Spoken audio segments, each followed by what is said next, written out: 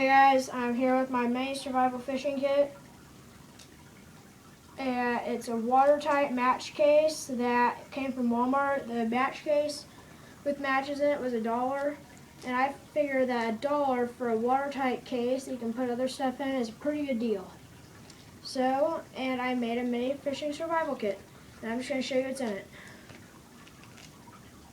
First off, I have just some random sizes of sinkers, some large and some small. And then I have some tiny fish hooks, little bitty, different sizes of swivels, some more fish hooks,